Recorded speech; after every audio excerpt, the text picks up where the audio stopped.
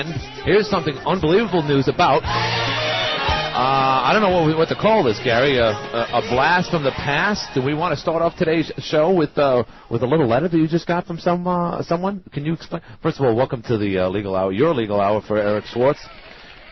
You want to read that, Gary?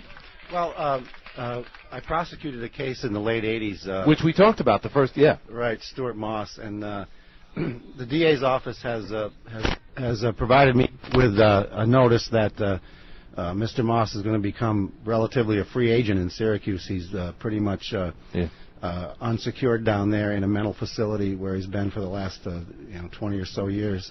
And Cindy Inchert's office is very good to keep me advised, and the other parties involved in that case advised of his status. And they sent me a note today, or this week, which she has to do by statute, saying that they may be considering letting him out, and she's going to take steps to make sure that he's not going to be a danger to himself or the community. You were the prosecutor, of course, during that whole trial back in the mid-'80s. 85, Gary?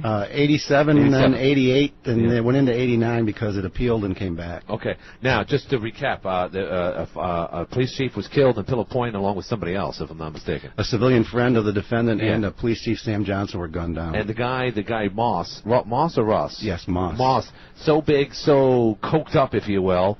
They shot him five times, and he's still alive.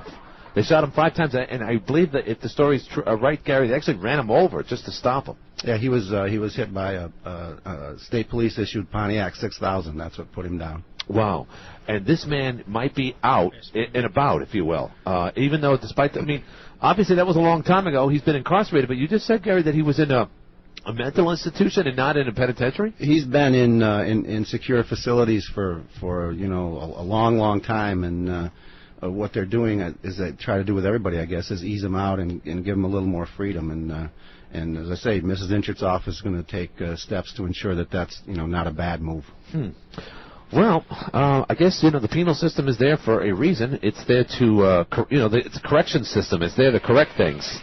But still, it must be unsettling for you. Well, I think there's a mental illness involved here, and you don't correct a mental illness, you try and treat it. Right. And I'm a little concerned that,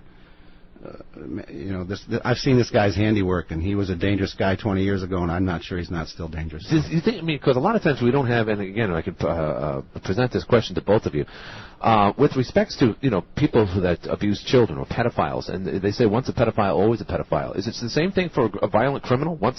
If you have the propensity to kill someone or to harm someone or to stab someone, does that mean you could do it again at the heat of the moment or under certain conditions? I think anybody has a propensity to be violent at any given time if the circumstances are right, situationally. Right. That's not something you cure either. That's just something, you're trying to avoid getting to that point. It's almost ironic, but just Friday, speaking of radio hosts, they just discovered today that it was a 16-year-old that killed a radio host out in New York City. But again, it was a crazy story. Apparently there was some type of, man-to-man relationship over Craigslist, of all things. And, something went wrong, obviously, because the victim was found bound in tape, and apparently that was part of the game. But somewhat similar to the Moss situation, because, there was some, man-to-man activity going on there and some perhaps illicit drug use, too. Well, I'm not sure about that, to tell you the truth. I'm not sure about any sexual indications or drug use.